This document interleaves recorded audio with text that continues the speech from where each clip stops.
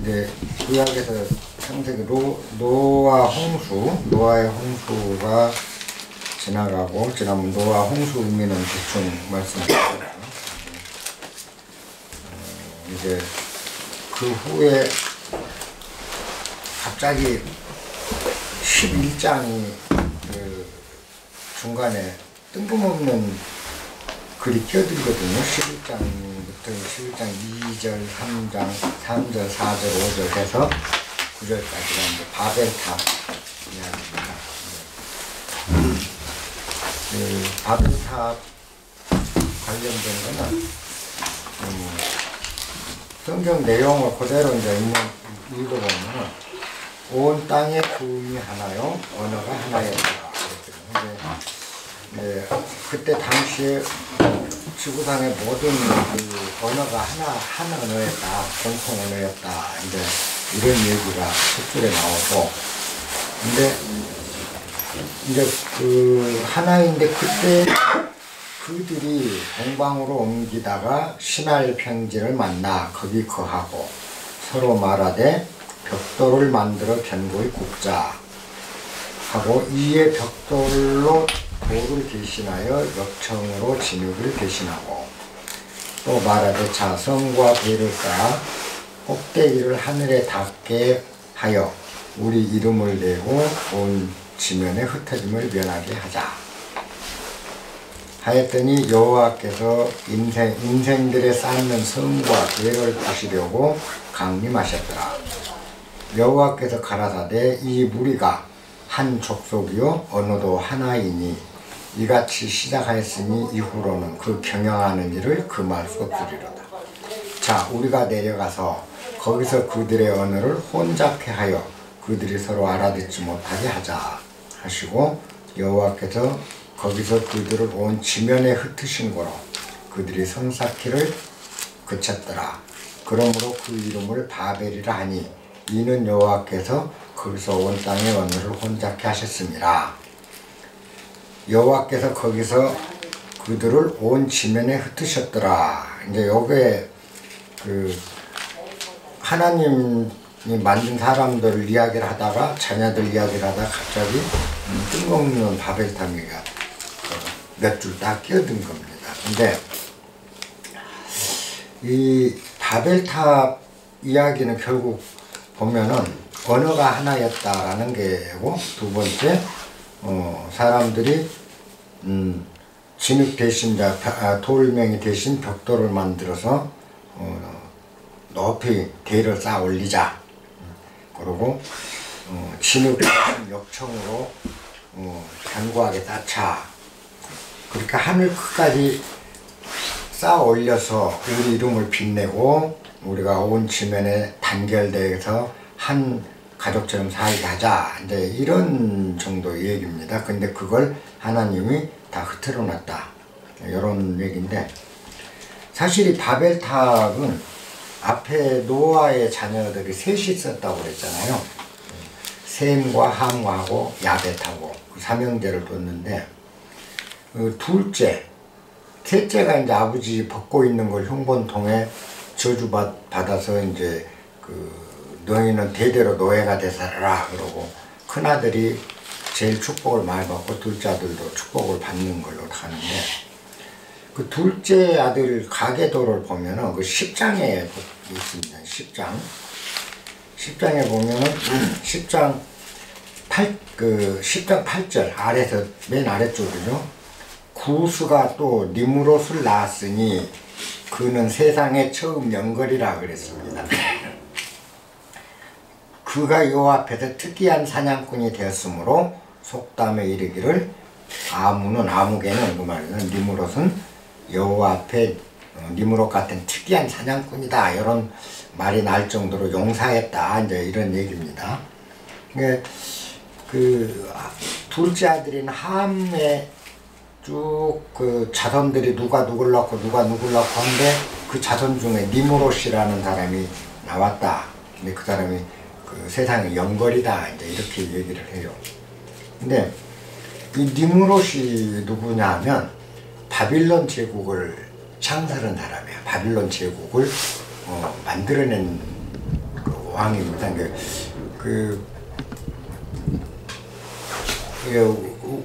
갈대아 우르 지역 일대를 이 사람이 다 석권을 해서 바빌로니아 왕국을 세운 거죠. 이제 바빌로니아가 전 바빌로니아가 있고 후기 바빌로니아가 있는데 이 경우는 이제 전기 바빌로니아를 통일해 가지고 거대한 왕국을 세운 사람이 니무롯입니다. 근데 그건 이제 노아 둘째 아들 자손이라고 이제 생각하면 되죠.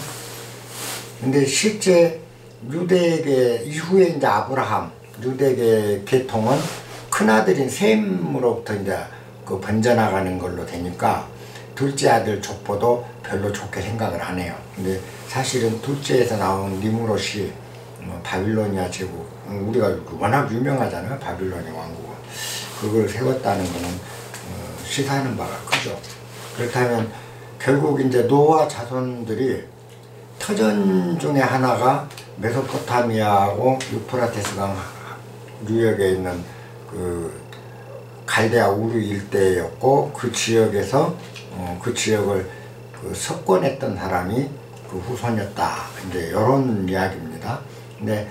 근데 이제 그 니무롯이 통일을 하고 바빌로니아가 신을 섬기기 위한 제단을 쌓은 게 그 알려지고 우리한테 알려지고 있는 바벨탑이거든요. 바벨탑은 그 성인데 역사상 실존한 걸로 지금 고고학적으로 발굴이 돼서 나타나고 있습니다. 성터가 그대로 있고 또 성 안에 바벨탑 그 흔적이 다 나타나서 역사적으로 사실이다 이제 이렇게 나온 건데 그 바빌로니아 제국의 거대하게 높은 바벨탑을 보고 그 바벨탑에 대해서 이제 성경에서는 말하자면 후에 훗날 보면 바빌로니아에 끌려가잖아요. 그 유대인들이 멸망해서 그렇게 해서 바빌론 유수되면서 바빌로니아에 대해서 굉장히 그 감정이 안 좋아요. 그러다 보니까 그 바벨탑은 저주스러운 탑으로 이 사람들은 그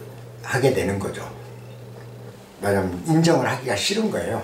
그렇게 됐기 때문에 이제 이 바빌로니아 탑을 이 사람들은 별로 달갑게 여기질 않습니다. 왜냐면 신이 다르니까, 섬기는 신이 다르니까 그렇거든. 그런 상태인데 여기서는 이제 그 역사적으로 실존한 바벨탑을 이용해서 말하자면 창세기에서 우리가 홍수가 실제 역사상 있었던 일을 가지고 우화를 만들어서 가르침을 줬다 하듯이 이 바벨탑도 마찬가지입니다. 바빌로니아에 있는 신을 섬기는 제단인데 탑이 그 탑을 가지고 지금 이야기를 꺼내면서 우리한테 뭔가를 이제 그 메시지를 주고 있는 게 바벨탑 이야기입니다. 제가 이제 이런 그 글을 보면서는 항상 그 우리가 정말 노자류에서 얘기한 게 참 많이 이런 곳에 있구나 하는 걸 제가 느끼는데 우선 바벨탑 그 쌓을 때 보면 이 바벨탑을 쌓기 전에 사람들이 모든 언어가 하나였더라 그랬잖아요. 모든 언어가 하나였다. 언어가 하나라는 거는 여기서는 하나의 상징으로 보시는 게 좋아요. 우리가 말하는 이 언어라기보다는 사람들의 사상이 하나로 통일된 상태. 그러니까 이데올로기가 단 하나의 이데올로기로 뭉쳐버리면 생각이 같다는 거죠, 사람이. 그럼 말도 같을 수밖에 없고 생각도 같을 수가 없고. 그게 우리가 그 공산주의 이데올로기 가진 사람들은 공산주의가 최고인 거예요. 걸로만 뭉치거든. 또 뭐 자본주의 이데올로기에 몰입된 사람은 자본주의가 최고인 거죠. 이런 식으로 하나의 사상, 하나의 그 거대한 바빌로니아 제국이 형성되니까 아무래도 이제 사상 통합을 했을 거 아니에요? 그걸 상징한 걸로 많이 느껴지더라고요. 이 언어가 하나였다라는 건 결국 획일화된 사회를 상징한 거다. 항상 성경에서 제가 앞에 얘기했지만 선악과론에서 얘기했지만 선과 악이라는 이게 선, 악 양쪽이 다 우리에게 중요한 건데 우리는 선만 중요시한다 하는 게 획일화거든요. 그렇잖아요. 그래서 우리 안에 이런 것도 저런 것도 모든 것들이 다 우리 안에 가치 있는 거에 옳은 건데 이건 없어져야 돼 라고 생각한다는 거죠. 이건 없어져야 돼. 그러면 요것만 있어야 돼. 요것만 있어야 돼 하고 모든 사람들이 그렇다면 요것만 중시되는 사회가 돼버리니까 나머지는 배척이 되는 거죠. 그거를 우리가 이제 이런 경우를 바빌로니아 제국이 사상 통합을 하면서 획일화된 사회, 거대한 제국이 형성되면 모든 사상 통일을 이루거든. 그거를 상징한 거라고 보시면 될 것 같아요. 근데 이제 이 이야기에서 우리한테 뭘 얘기해 주려고 하냐. 그 전에 제가 틱나탄 스님 책을 한 권 읽은 적이 있는데, 이분이 자기들 수행하는 사찰, 수행터를 짓는데, 외부 담벽을 인부들을 자기 제자들하고 담벽을 쭉 쌓게서 담을 쳤대요. 벽돌을 쌓는데 담을 다 쳐놓고 보니까 벽돌 몇 장이 삐져나오면서 영 이게 반드도 제대로 안 따지고 약간 비틀비틀한데 두세 장이 삐져나온 거야. 영 보기 싫더라는 거죠. 아, 이거 정말 잘못 쌌다. 벽을 잘못 쌌다 라고 제자들한테 이 벽을 정말 좀 제대로 쌓지 이렇게 삐뚤어지게 쌌냐, 벽도 몇 장이 삐져나왔지 않느냐 이렇게 얘기를 하다가 당신이 마음이 흠칫한 생각이 들면서 아, 이거 내가 잘못 본 거, 잘못됐구나 그걸 느꼈대요. 왜냐하면 그 벽을 쌓는데 벽돌이 한 3-4천 장이 들어갔는데 그 중에 잘못 따진 벽돌은 두세 장이었다는 거예요. 그럼 나머지 4천 장이라고 하면 3,997장은 잘 따진 거라는 거죠. 절대적으로 잘 따진 벽인데 단 2장, 석 장 못 따졌다고 이거 잘못 따졌다라는 게 내가 잘못 아니냐 이 생각이 들더라는 거죠. 그래서 아니다, 정말 잘 쌌다, 정말 잘 쌌다. 4,000장 중에 3,997장을 저렇게 잘 쌀 수가 있는가. 정말 훌륭하게 쌌다. 이렇게 말을 거쳤다라는 요지의 글이 있었어요. 우리가 세상을 보는 시각이 그런 것 같아요. 우리 스스로가. 정말 잘하는 게 많은데 한두 가지 잘못한 것으로 나는 잘못됐어. 나는 뭔가를 잘못한 거야. 이렇게 얘기를 하고, 또 자녀들에게도, 주위 사람들한테도 상대방에게 항상 잘못했다라고 질책할 때 보면 실제 그 사람이 잘한 건 더 많다는 거죠. 잘못한 것보다. 그 잘못한 거 한두 가지를 보고 그랬더라. 틱나탄 스님 글을 읽으면서 그래, 우리가 시각이 정말 어떻게 보면 비뚤어졌다. 4,000장을 중에서 단 석 장, 넉 장 잘못 쌓는 건 정말 잘 쌓은 건데 이걸 잘못 쌓고 하는 게 우리의 습성이구나 하고 저도 그때 느꼈는데, 그 후에 우연히 영화를 텔레비에서 하는데 영화를 하나 보니까 더 캐슬이라는 성이라는 영화가 있어요. 그걸 한번 여러분도 보실 기회가 있으면 꼭 한번 보세요. 더 캐슬이라는 영화인데, 이게 미국 영화인데 야전군 사령관을 했던 장군이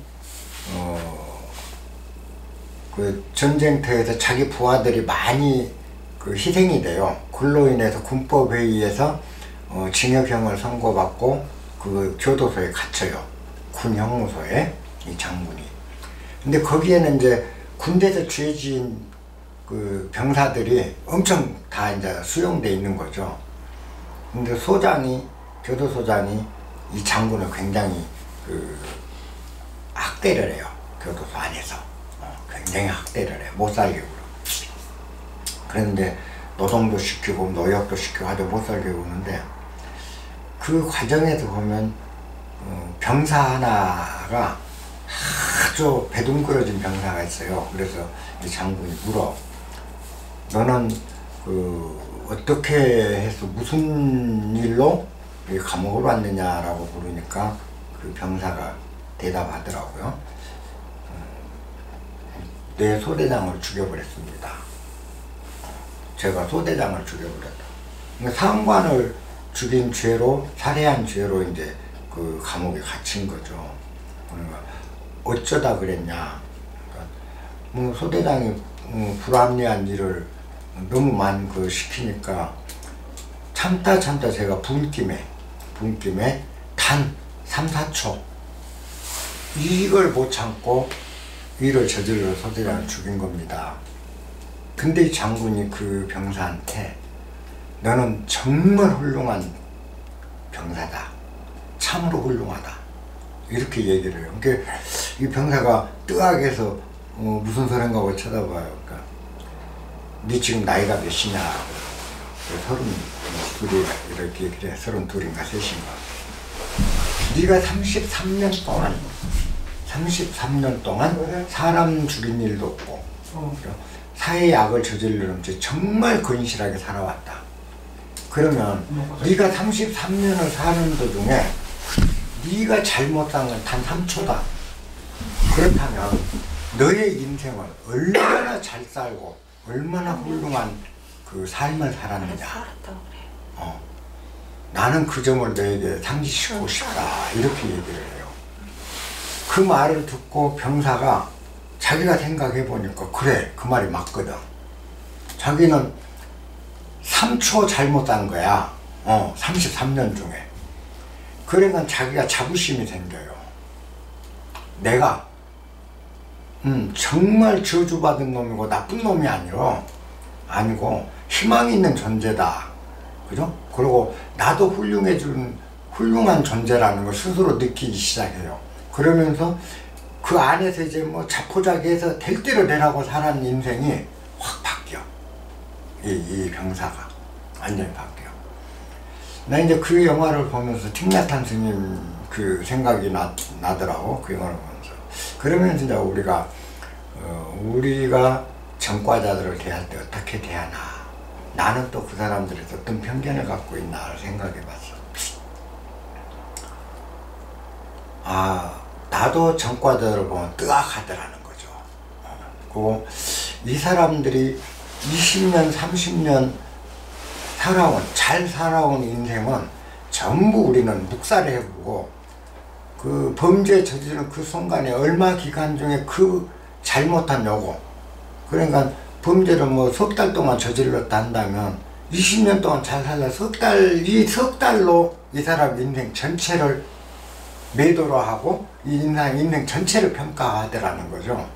물론 그렇지 않은 경우도 있겠지만은 일반적으로 우리가 사람을 평가할 때 기준이 그렇게 공정한 기준으로 평가하지를 못하구나 하는 걸 그때 느끼게 됐더라고요. 정말 우리는 그 사람들의 잘 살고 성실하고 힘들게 살아온 수십 년의 세월은 전혀 평가하지 않고 범죄 저지른 그 순간의 사실만을 평가해서 나쁜 놈, 극악한 놈, 전과자 뭐 해서 우리가 사회적으로 이 사람들 냉대를 하고 사회적으로 핍박을 하는 이런 건 사실 우리 안에도 참 많이 있구나. 제가 반성을 많이 했어요. 그러고 나서부터 이제 사람을 좀 더 편견 없이 보는 그런 훈련이 많이 되더라고요. 근데 여기서도 마찬가지예요. 이 지금 바벨탑 이야기도 마찬가지예요. 네, 오늘 좀 식구들이 많이 왔었으면 물어보려고 했는데 우리가 자녀 교육을 지금 어떻게 하는가를 한번 저는 묻고 싶더라고요. 자기 자식들 자녀 교육은 우리는 어떻게 하는가. 저 같은 경우는 반듯한 아이를 만들고 싶다. 항상 어디 가도 반듯한 아이가 됐으면 좋겠다. 늘 이제 그런 식이었고 아이한테도 반듯한 사람이 되라고 늘 꾸중을 하고 혼을 내고 그랬어요. 근데 지금은 그 얘기를 못해요. 그러고 하고 싶지도 않고, 지금은 젊은 사람 어린 아이들도 보면 반듯한 사람이라 되라 이런 말을 잘 안 해요. 왜 그러냐, 반듯하다는 게 뭔가를 생각해 보니까 내가 반듯하다고 생각한 게 반듯한 거예요.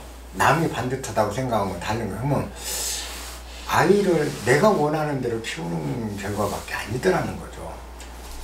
나는 반듯함, 이게 반듯함이다 라고 생각하는데 다른 사람은 달리 생각할 수 있거든. 나 같은 경우 이제 반듯함이 뭐냐, 아이한테 요구한 게 뭐냐면 예절 발라라, 남한테 패기치지 마라, 그러고 다투지 마라, 싸우지 마라, 뭐 이런 거 아니겠어요?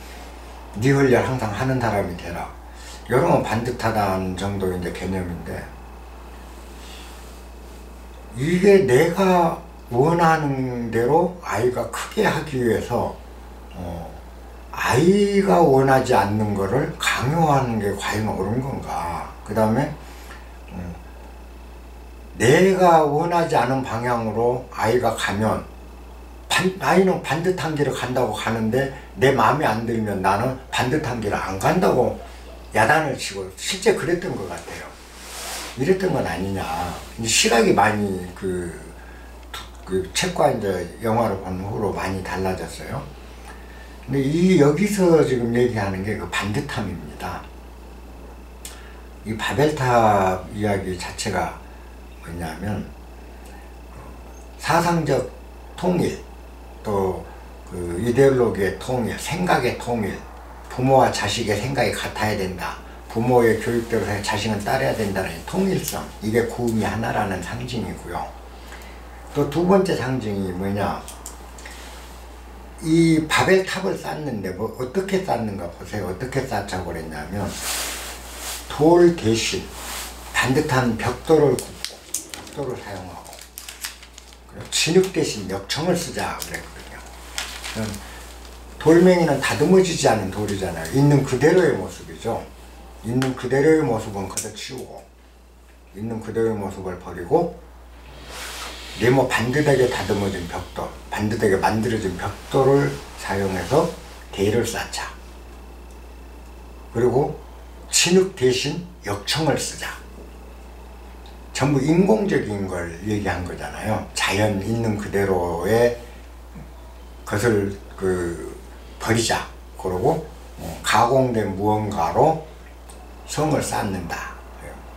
그 다음에 뭐냐, 그래서 이 대를 하늘에 닿도록 높이 쌓자. 하늘에까지 쌓아 올리자. 그건 우리 속성이 늘 위로 올라가고 높은 자리로 가려고 그러고 더 높은 곳을 향해서 올라가려고 하는 습성, 그게 성 쌓는, 하늘 끝까지 성을 쌓는 걸로 비유가 된다라고 보시면 돼요.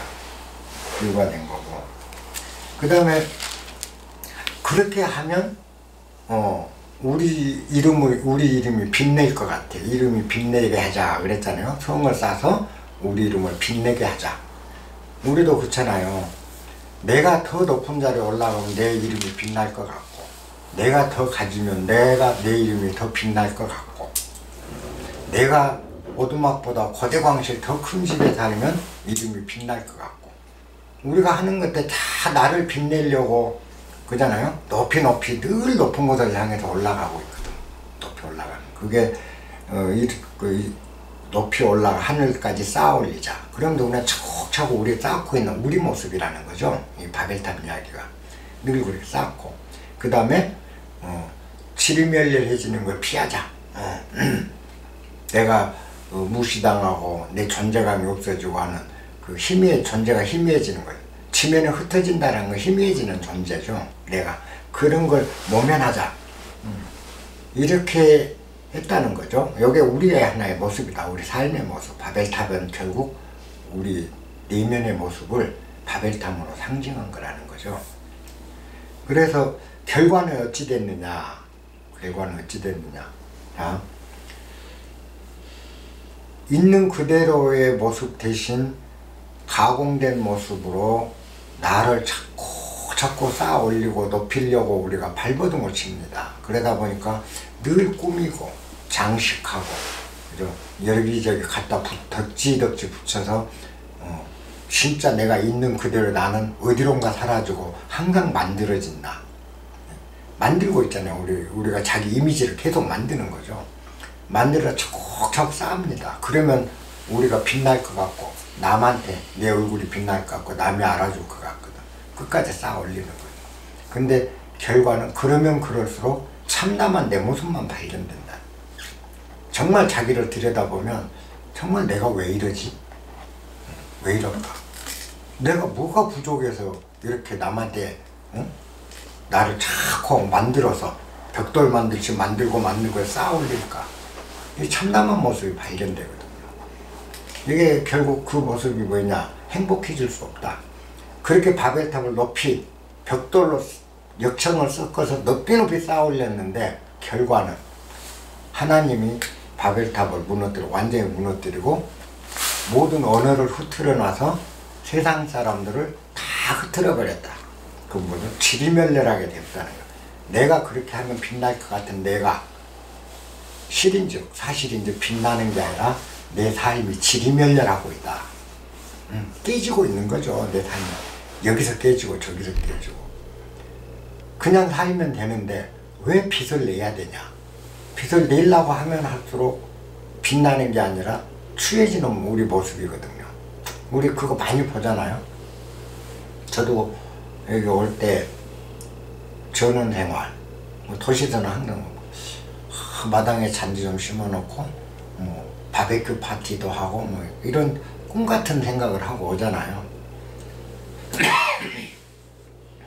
근데 와서 그런 꿈같은 생활을 몇 번 했는가, 그 다음에 그걸 자주 해보면 어떻든가, 그거 지금 귀촌한 분들은 다 알아, 그죠? 그 아무것도 아니거든. 근데도 자꾸 그렇게 사는 게 고상한 삶이라고 생각하는 거죠. 그러다 보면 요즘도 그런 분들이 꽤 있어요. 고상하게 살려고 시골에 와서 고상하게 살겠다고 굉장히 고상한 삶을 추구하면서 가요.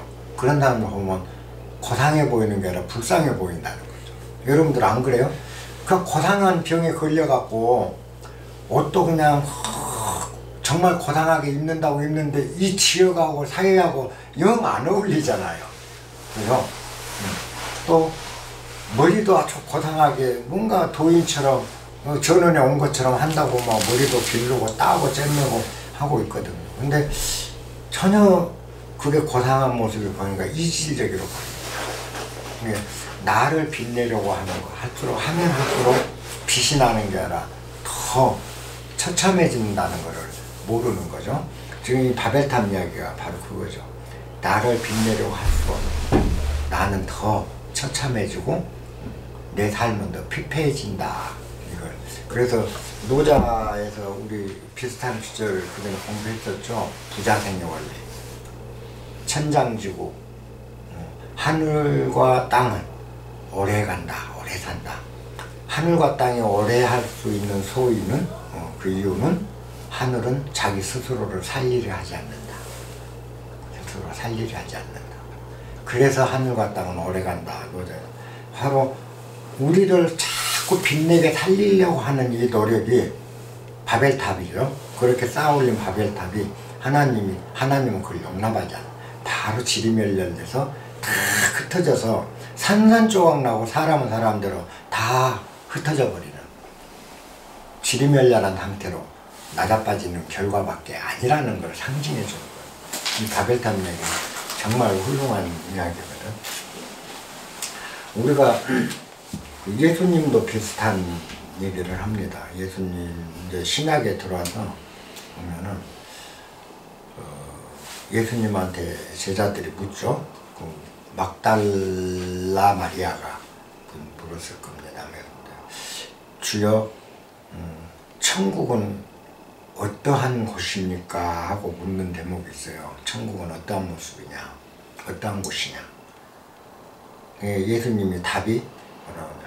천국은 겨자씨와 같으니, 겨자씨를 비유하면 천국은 겨자씨와 같으니, 한 여인이 그 씨앗을 땅에 묻음에 자라고 자라 많은 새들이 그 가지에 와서 앉느니라. 이렇게 대답을 해요. 예수가 거기 기억나세요? 예수님이 천국이 어떤 거냐라고 물으니까 겨자씨 같다라고 얘기를 해요. 동양에서 우리 중국 선사들 이야기 쪽 화두가 많죠. 도가 무엇입니까? 부처가 무엇입니까? 하고 물으니까 마삼근, 헝클어진 삼서근이다. 이렇게 얘기를 해요. 그런가 하면 똥침 막대기다. 도가 뭐냐? 하나님이 천국이 뭡니까? 일단 똥침 막대기니라. 그 다음 장자 같은 경우는 뭐라고 그러죠? 장자는 도는 개미와 개미보다는 못다 개미다. 지금 처음에는 뭐 동물 제요 개다 하다가 또 무슨 도가 개란 말이요 그러니까 저 쥐다 쥐새끼다 그러다는 개미까지 더 낮아져 버려요. 개미다 이렇게 얘기를 해요. 노자는 우리가 그 도덕경에서 뭐라고 그랬어요? 성인이 다스리는 나라, 그죠? 치국의 도를 얘기할 때 작은 생선 조리듯 하는 것이 성인이 다스리는 나라의 모습이다. 성인이 나라를 다스리면 작은 생선 조리는 것 같다. 하나님 나라는 작은 생선 조리는 것 같다 라는 얘기나, 예수가 하나님 나라는 겨자씨다, 장자가 얘기한 개미다, 또 우리 불교 선사들이 얘기한 똥침 막대기다. 어떤 차이가 있느냐라는 거죠. 그죠? 그럼 뭔가 하면 하늘나라는 우리는 항상 숭고하고 거룩하고 아름답고 굉장히 뭔가 있는 걸로 착각을 하는 거죠. 여기 하늘나라라고 우리 생각을 하는 거죠. 근데 이분들은, 예수님은 겨자씨다 이렇게 얘기를 하잖아요. 겨자씨다. 자, 이 겨자씨인데 이 겨자씨를 갖다가 어떤 여인네가 심었더니 나무 어마어마하게 커진다 이 말이에요. 그리고 거기에 그늘이 지고, 그죠? 아름다운 그 이파리가 나고 그늘이 지고 하니까 무새들이 날라와도 편안히 쉬고 갈 수 있는 곳이 만들어지는 거죠. 겨자씨가. 그럼 그건 뭘 얘기하냐면, 우리 안에 우리가 치워버리려고 하는, 아까 돌멩이죠. 돌멩이는 치워버리고 벽돌을 만들고, 그죠? 진흙은 치워버리고 역청을 만들고, 하나님이 준 우리한테 준 원래의 모습, 못남도 내 모습이고 잘남도 내 모습, 이 두 가지가 다 내 모습이거든. 이 또 당당한 것도 내 모습이고 주눅도 내 모습이잖아요. 다 그래요. 근데 우리는 뭐냐, 당당한 건 벽돌이고 반듯함이고 좋은 거고, 이거는 돌멩이인 거예요. 그잖아요. 그러니까 항상 이쪽으로만 쌓아나가는 거예요. 나를 갖고 만든다고 쌓아나간다는 거죠. 이 얘기잖아요. 그러면 이쪽이 치워버린 건 뭐 하찮다고 생각한 거잖아요. 아니다, 이건 아니다, 쓸모없다, 너무 하찮고 볼품없고 하찮고 이건 정말 내가 아니야, 나로 인정하기가 싫어, 너무 작으니까 치워버리는 거예요. 겨자씨는 바로 그 하찮고, 그죠? 하늘같이 찬란하고 이렇게 생각했는데, 예수님이 얘기한 겨자씨는 뭐냐는 거예요. 작아도 너무 작잖아요. 겨자는 볼품도 없고 하찮단 말이야. 푹 불면 날아갈 것 같고. 그런 겨자씨 같은 내 안에 이런 것들이 버리지 말고 소중하게 안아줘서 그것들이 무럭무럭 자라게 해주라. 그 우울함이 없어지기를 바라고 없애버리려고 하자면, 우울함을 안아주고 우울함이 내 안에서 활개를 치고 힘껏 약동하게 만들어주라는 거예요. 그게 겨자씨가 심어놨더니 무럭무럭 자람에 무새가 와서 거기에 쉬는, 이게 천국이라는 거죠. 그죠? 이쪽이 아니라는 거죠. 그러니까 우리가 지금 여기서 얘기한 거나 예수님이 얘기하는 공통해. 항상 이렇게 서로 깨집니다. 이야기들이. 성경의 구약과 신약이. 그래서 이 우리가 버리고자 했던 진흙, 내 안에 진흙, 또 내 안에 돌멩이, 울퉁불퉁하잖아요. 돌멩이 울퉁불퉁하고 모양이 정형이 없어. 그거 같은 모습도 없고. 근데 우리는 항상 가다듬잖아요. 가다듬고 이러잖아요. 근데 자연, 우리에게 준, 하늘이 준 신성한 자연의 모습은 다듬지 않는 자체가 우리의 모습이에요. 이 자연의 모습이 진정한 나라는 걸 알고, 그러고 나서 다듬어도 다듬어라는 거죠. 다듬고 싶으면 그 다음에 다듬어라. 그러나 다듬는다 해서 이쪽을 버려서는 안 된다. 지금 이 얘기를. 그렇게 됐기 때문에 바벨탑이 무너져버려요. 네가 무너지는 거다라는 거죠. 그렇기 때문에 네가 무너진 거고, 네가 지리멸렬해진 거다. 노자에서 우리가 한 얘기는 똑같은 그 이야기가 반복이 됩니다. 바벨탑을 교회에서는 이제 하나님에 도전하기 때문에 하나님이 지리멸렬하게 처벌을 하셨다. 그러죠. 근데 하나님이 그 높이 대를 높이 탑을 쌓는다고 저 새끼 나한테 도전한다고 생각하면 하나님이 겁쟁이지. 인간이 도전한 거 겁내서 그걸 허물어뜨린다면 그 하나님도 아니죠. 교회에서 그렇게 설명하면 안 되는 거지. 그잖아요. 하나님 같은 분이 뭐가 겁이 나, 인간이. 인간도 인간을 겁안네. 근데 인간이 좀 높이 성 쌓는다고, 그 탑 쌓아 올린다고, 저것들이 나한테까지 기어 올라오려고 그러네? 나를 기어오르네? 그나마 하나님은 겁쟁이. 말도 안 되는 거죠. 하나님은 그렇게 작은 존재도 아닌 거고. 사실은 이 이야기가 담고 있는 건 바벨탑이 우리라는 거죠. 앞전에서는 노아가 나다. 노아의 그 방주가 바로 이 몸이라고 그랬잖아요. 방주가. 그래도 그 안에 정결한 짐승, 부정한 짐승 다 같이 방주에 실었다. 그게 방주는 구원이잖아요. 정결한 짐승, 부정한 짐승, 선과 악이 내 안에 다 같이 실릴 때만이 내가 구원받는 방주가, 진정한 방주가 되듯이 바벨탑도 마찬가지. 바벨탑처럼 내가 반듯한 것만 추구하고, 옳다고 생각한 것만 추구하고, 내가 선하다고 생각한 것만 추구하고, 그렇게 올라가는 것이 바로 바벨탑이다. 그렇게 가면 우리는 행복해질 것 같지만, 이름이 빛날 것 같지만, 빛나기는커녕 완전히 지리멸렬하게 더 가라앉아 버립니다. 요거를 상징하는 이야기가 이제 바벨탑 이야기라고 한번 볼 수가 있겠어요. 이 성경을 보면은 항상 그렇습니다. 이제 요 바벨탑 이야기가 가면 다음이 이제 아브라함이 바로 나오잖아요. 이제는 이제 그 믿음의 조상이다 아브라함조에 나오는데, 이제 바벨탑과 아브라함의 모습을 한번 보자고요. 아브라함은 못나도 진짜 못난 사람이에요. 자기 부인을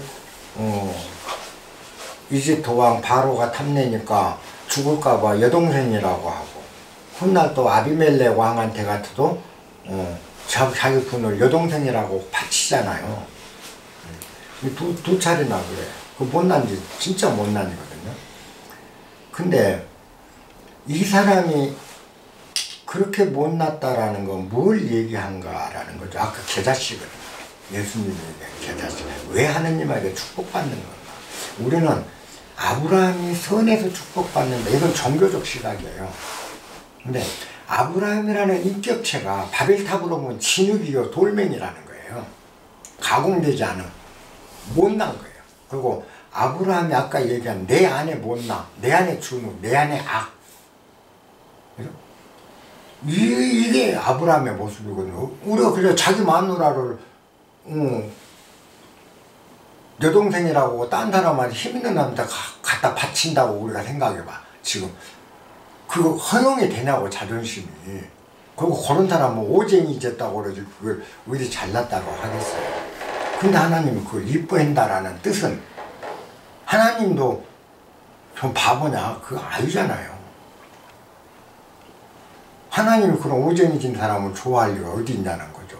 근데 하나님도 그래서 우리가 아브라함의 그러한 모습은 하나의 내 모습이고 아까 바벨탑의 모습이라는 거죠. 바벨탑의 진흙의 모습이고 왜 아브라함이 나예요. 사실 또 아브라함은 이제 아브라함대로 내 안에 그런 것들을 아브라함은 나쁜 걸로 생각을 하지 않았다. 그랬으니까 바친 거 아니에요.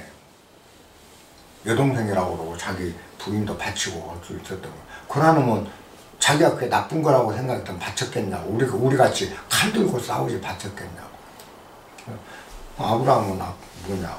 아까 있는 그대로 시세에 따라서 내가 굴욕도 당하고 그 굴욕, 자존심 이런 것들 자존심 당할 때 흔쾌히 당하고 굴욕 당할 때 흔쾌히 굴욕 당하고 할 줄 알았다라는 상징이지 아브라함이 실제로 그렇게 멍청해도 그렇게 마누라 갖다 바치고 바보짓거리를 했냐 이 이야기라는 그렇게 이야기를 풀면 성경이 이상해지는 거예요. 모든 게 결국은 아브라함의 모습은 아까 얘기한 대로 진흙과 같은 존재 바벨탑에서 또 그 바벨탑의 돌멩이 같은 존재 하찮아 보이는 존재라는 거죠. 그런데 신의 은총은 바로 그 하찮은 곳에 내려온다. 우리가 버리려고 한 것들한테 많이 온다. 노자하고 한치도 안 틀려요. 아브라함의 모습이 그런 삶을 살았던 아브라함의 일생을 더듬어 보면 항상 축복이거든요. 축복. 하나님이 항상 축하해줘요. 그게 왜? 아브라함은 나중에 하나님이 야, 네 아들 잡아서 나한테 제사 올려. 그러면 또 아들도 죽이려고 하잖아요. 그러잖아요. 반피가 아닌 바에야.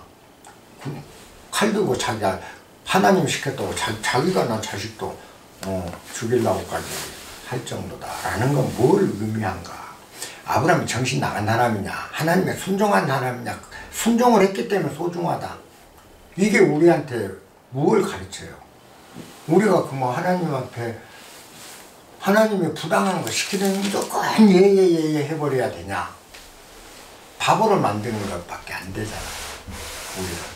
그러니까 우리 영혼이 기가 죽기 시작한 거예요. 그런 식으로 가르쳐버리니까 이제 인간이 죄인이 돼버린 거예요. 근데 사실은 아브라함의 바로 그런 모습이야말로 굴욕을 나쁘고 해. 네가 굴욕이라는 게 그렇게 나쁜 게 아니다. 또 치욕을 당하는 게 그렇게 치욕 좀 당한다고 해서 내가 어디 상처가 나냐 곱냐 그잖아요. 남이 나 무시했다고 해서 칼질 안 당하잖아요. 몸 안 비잖아. 상처 안 입잖아. 상처를 입었다라는 내 마음이 있을 뿐이지 내 마음이 없으면 상처 입을 곳이 없어요.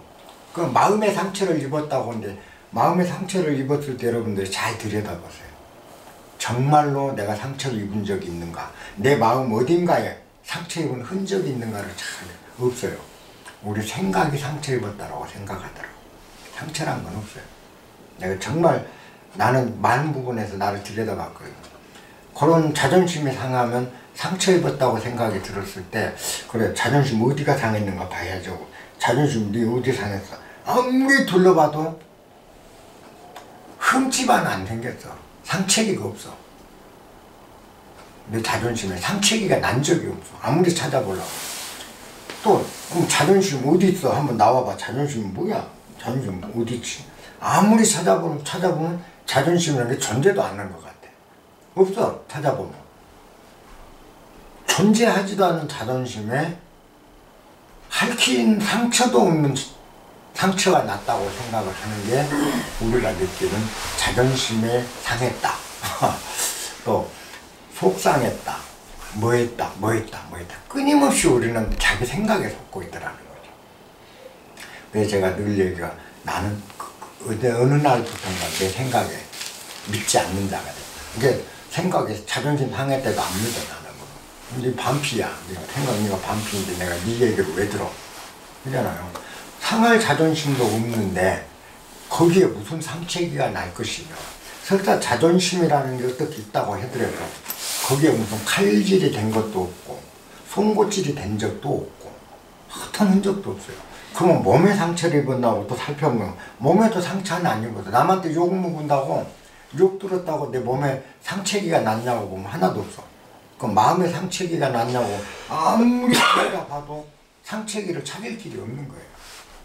그럼 상처기 났다고 내가 지금 느끼는 건 뭐지? 이 느낌은 뭐지? 하고 보니까 순전히 내가 만들어낸 환상이고 내가 만드는 생각에 내가 놀아나고 있는 거죠.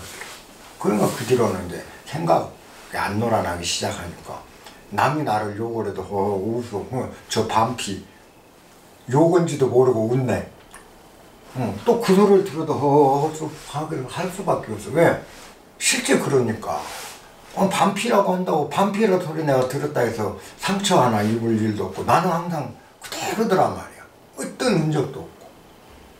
그러니까 우리가 이제 이런 거죠. 아브라함한테 우리가 반피, 지 마누라도 간섭 못한 반피 한다고 해서 아브라함이 상처 입냐? 안 입거든요.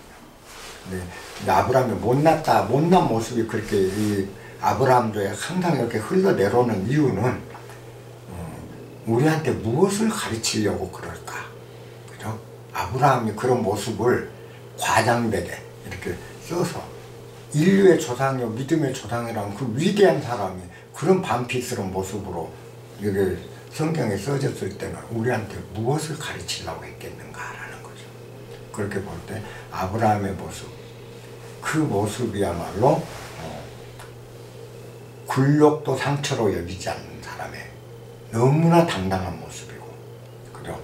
자기 마누라를 뺏겨도 그 수치마저도 당당한 모습으로 수치를 받아들일 수 있는 그런 사람이었다. 얼마나 위대한 사람인지 이 모습이. 근데 우리는 그런 모습은 아니야. 그건 뭐죠? 우리가 딱 정형화 벽돌로 다듬어 놨잖아요. 여러여러한 건 반피야. 여러여러한 건 사람 구실을 못하는 거야. 여러여러한 건 인간이 아니냐라고 우리가 상을 딱 만들어 놨죠. 우리가 바람직하다고 여기는 상을. 그래서 우리가 바람직하다고 여기는 상을 갖다 딱 대조를 해서 비춰봐갖고 그곳에 틀리면 반피야. 그리고 그곳에 틀리면 잘못된 사람이야. 근데 하나님은 그렇지 않다. 이 사람도 훌륭하고 이 사람도 훌륭하다. 네 안에 선도 훌륭하고 네 안에 악도 훌륭하다. 네 안에 잘남도 훌륭하고 네 안에 못남도 훌륭하다. 그렇다면 내 안에 못남도 훌륭하다면 아브라함의 그 못나 보이는 모습은 또한 훌륭한 모습인 거죠. 저도 가끔 그런 경우를 많이 당하거든요. 바보 취급을 많이 당해요. 근데 그게 아무렇지도 않아요. 근데 나는 아브라함의 그 심정을 이해할 것 같아. 정말 이해할 것 같아. 아브라함이란 사람을 보면은 아브라함이 온 곳이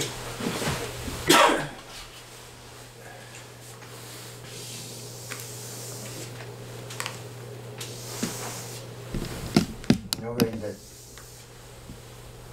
메소포타미아 지역인데 티그리스 유프라테스, 그죠?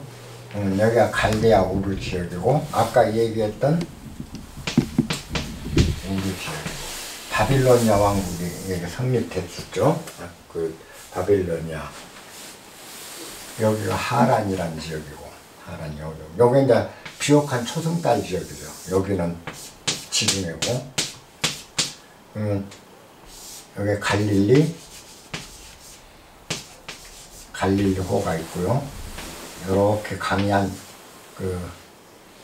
요 강줄기가 대략 100km 안 될 거예요. 100km가.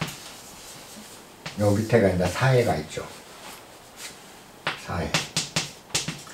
그러면 여기가 요만쯤에가 소돔, 고모라. 이렇게 되는데 여기가 가나안 지역이죠.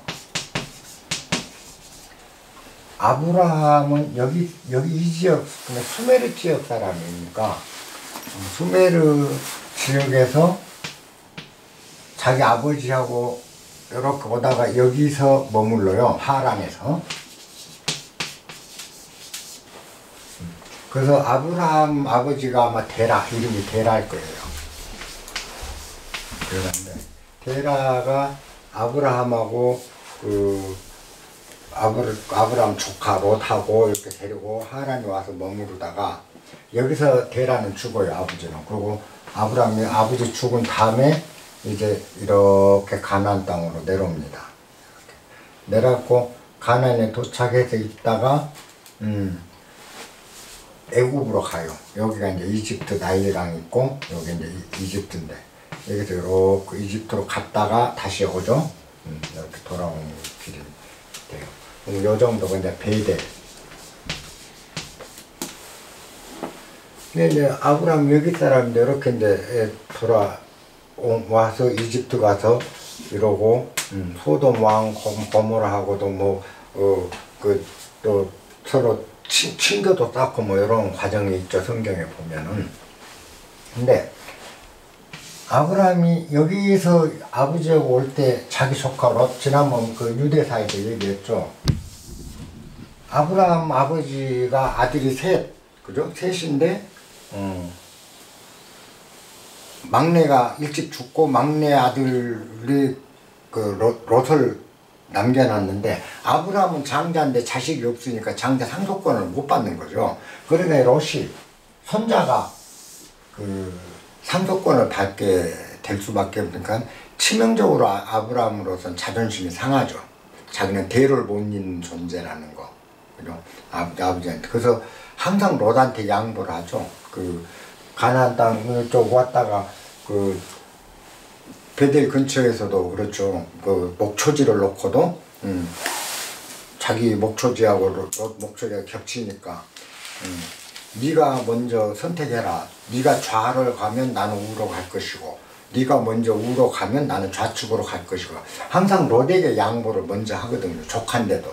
그건 뭐냐면 이 상속자가 자기는 자식이 없으니까 아버지 데라가 실제 상속을 그 종가를 이어갈 대를 이어갈 그 롯한테 줬다는 뜻이거든요.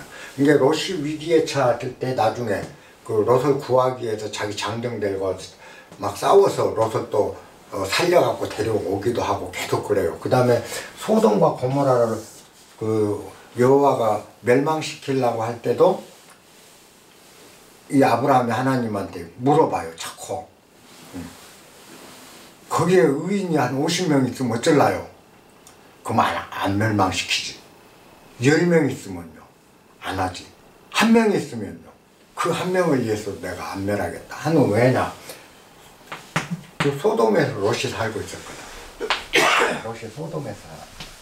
그러니까 자기 집 종갓집을 자기 대를 물려가는 종갓집 자식이 롯이 돼버리니까 이 사람 사이드가 된 거예요. 피해의식도 있는 거죠. 그래서 아브라함 자체가 실제 못난 건지는 모르지만 피해의식은 상당히 있었던 사람으로 사학계에서는 보통 역사학계에서는 그렇게 봐요. 피해의식이 많은 장기에 있었다 그런 사람입니다. 그래서 항상 자기 주장을 제대로 못하고 기가 죽은 사람이다. 그래서 이제 그 왕들한테도 그런 기가 죽었기 때문에 그런 거 아니냐. 근데 이거는 일반적인 역사학자들이 주장할 수 있는 이야기죠. 근데 저는 좀 다른 시각으로 봐요. 왜냐하면 결국 우리가 성경이나 이런 경전을 공부하는 거는 그 이야기를 통해서 무엇을 우리에게 전달하고 우리한테 가르쳐 주려고 그랬을까라는 시각이 우리는 그 책을 볼 때 중요하다고 보거든요. 아브라함의 그런 모습은 바로 비난받고 우리가 바보, 오쟁이진 바보라고 손가락질 받고 비난받을 일이 아님에도 불구하고 우리가 아까 바벨탑에서처럼 벽돌, 반듯한 벽돌을 딱 하나 찍어 놓고 이 벽돌을 갖다 딱 대보는 거예요. 이 벽돌하고 모양이 딱 다르면 저 새끼는 아니야, 바보야, 저놈은 지 마누라 제대로 건사도 못한 놈이야, 이렇게 우리는 취급을 한다는 거죠. 근데 하나님은 그렇게 건사도 못한 아브라함이지만 하나님이 이뻐하고 축복해주고 해준다. 이건 뭘 의미하냐? 실제 하나님이 그런 존재냐? 나는 그건 관심 없어요. 하나님 실제 그런 아브라함을, 그런 사람을 이뻐해주고 축복해준 게 그 하나님 위대하다. 여기는 난 관심 없어요. 왜? 하나님이 이 사람 이런데도 이 사람을 축복해 줬을까? 그죠? 하나님이 축복한다는 건 뭘 의미할까? 그 얼토당토 하는 상황인데도 그래도 항상 축복해 준다. 그 다음에 또 그렇잖아요. 할례. 자기 아브라함이 99살에 처음으로 할례, 요즘 포경수술이죠. 할례를 99살에. 그럼 하나님이 할례하면 이제 네 족속을 다, 네 앞으로 족속을 다 할례로 그 민족성을 표현해라. 그래 나 축복을 주마. 이런 것도 99살에 할례라는 것도 웃기잖아요. 그 다음에 포경수술 99살에 한다는 것도. 하나님이 그걸 뭘 시켰냐, 왜 시켰냐 이런 거죠. 그 늙은이한테 내가 하나님이라면 어쩔까? 니는 이제 대통께 니는 네 후대부터라도 포경수술 시켜 그러지. 99살 먹은 사람한테 너도 해. 그래서 자기도 포경수술 자기가 해. 그러잖아요. 이거는 아브라함이란 사람이 아까 순종이라는 건 뭐죠? 순종. 나를 살리려는 노력이 적은 사람이었다라는 표현이잖아요. 그죠? 자꾸 자기 살리는 짓거리를 적게 한 사람. 그렇기 때문에 아브라함은 평온하게, 그죠? 평온하게 가는 곳마다 어디에서든 배척받지 않고 자기는 정말 평온하게 살아간 거죠. 그러니까 장수하잖아요. 아브라함이 뭐 900 몇 살까지 살았던 거, 700 몇 살까지인가, 하여튼 오래 살아요. 이분들. 그러면 이런 상황들을 우리가 볼 때 우리한테 주는 교훈은 바벨탑 교훈은 바벨탑이고 나라. 노아의 방주가 바로 나다. 그렇다면 아브라함은 바로 뭐냐? 내 안에 못난 모습. 그 다음에 아브라함의 잘난 모습도 많이 나와요. 이제 다음 시간에. 내 안에 잘난 모습, 아브라함의 이런 모습도 아브라함이요. 내 안에 이런 모습도 아브라함이다. 그러면 마누라 팔아먹은 바보 같은 짓거리 하는 건 우리가 좀 내 안에 그게 없느냐라는 거죠. 분명히 있어, 내 안에도. 그거보다 더해. 그것도 아브라함이라는 거죠. 반면에 롯을 구하기 위해서 장정 데리고 적군의 적진을 돌파해서 그 포로로 잡혀있는 조카 구해오는 그 용감하고 정의로운 아브라함의 모습. 내 안에 그 모습도 있다라는 거죠. 그러면 이것도 아브라함이요, 이것도 아브라함이라면 우리가 믿음의 조상을 섬긴다면 내 안에 아브라함의 이런 모습 우리는 왜 경멸해야 되냐? 이건 신학적으로 난 신학한 사람들한테 묻고 싶은 거야. 정교인들. 왜 경멸하냐 이거는. 내 안에 그 아브라함보다 더한 모습이 많이 있다 이 말이에요. 또 더 용감하고 더 정의로운 모습도 있다 이 말이에요. 양면성이 우리 다 있는 거잖아요. 그러면 이것도 아브라함이고 저것도 아브라함이라면 내 안에 못남, 내 안에 주눅등, 내 안에 악, 그죠? 이것들을 왜 아브라함으로 취급해 주지 않는가? 이걸 가르치는 게 사실은 아브라함 이야기들이에요. 그렇게 이해를 하시고, 이게 별거 아닌 것 같지만은 그 작은 것들을 자주 생각해 보는 것이 내 삶 전체를 바꿉니다. 내 삶이 바뀌는 거는 큰 것에서 바뀌질 않아요. 큰 것에서는 절대 안 바뀝니다. 아까 예수님이 적절히 비유하신 거예요. 그 겨자씨 같은 작은 것에서 거대한 숲이 이루어질 수 있는 것과 같이 내가 바뀌는, 그리고 내가 깨우침을 일어나는 건 큰 데서 깨우침이 오질 않는다. 큰 걸 추구하면 추구할수록 깨우침에서 더 멀어져요. 그게 우리가 깨닫기 위해서 엄청난 수행, 엄청난 뭐를 한다고 하면 할수록 깨달음에서 멀어지는 이유가 그거예요. 깨달음은 내 생활 주변에 사소하고 정말 하찮아 보이는 것들을 잘 관찰해 볼 때 그게 나온다는 겁니다. 그래서 이제 오늘 그 바벨탑, 오늘은 주제가 바벨탑이니까요. 여러분들이 이제 가만히 바벨탑이 나가 내라는 사람, 또 우리 인간의 모습, 바벨탑이 바로 인간의 모습이다 라고 생각하고 오늘 그 바벨탑 시절 몇 줄 안 되니까요. 한번 천천히 읽어보시면 정말 이게 인간의 모습이구나. 이건 아니다. 이게 바로 인간의 모습이다. 우리가 항상 그렇게 높이 이름 날리려 하고 빛내려 하고 반듯해지려고 하고 그러면서 내 안의 돌멩이, 내 안의 진흙은 제껴버린다. 이런 우리의 모습, 우리의 형상을 고스란히 닮은 것이 바벨탑이라는 거.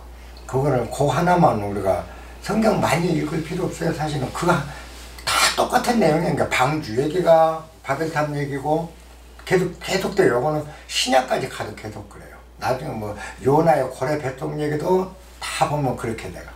이게 이 바벨탑 이야기 하나만 제대로 꿰뚫어 불어도 그러고 거기에 내 안에 확 들어와 버리면 끝이라. 그리고 아까 아니면 방주 이야기 하나만 딱 들어와 불어도 끝이거든. 내가 방주다. 방주가 노아의 방주는 뭐야? 우리들의 모습이라는 거. 우리들이 방주인 거예요. 우리를 구원하는 건, 나를 구원하는 건 나라는 방주지 다른 게 없거든요. 그럼 나라는 방주에 무엇이 실렸냐? 노아가 뭘 실었냐는 거니까. 그렇게 보면 되고. 또 아까 선악과 문제도 마찬가지. 그거 하나 깨우치면 노아 방주도 다 터지고 이거 다 터지는 거죠. 예. 가만히 이제 오늘 가시면은 바벨탑 아까 11장이었나요? 11장 이거 한 10줄 남아 되니까 한번 가만히 읽으시면서 정말 이 탑의 모습이 우리들의 모습이 아닌가 하는 걸 한번 잘 되새겨 보십시오. 오늘 사람들도 없고 일찍 끝냅시다. 네, 수고했습니다. 감사합니다.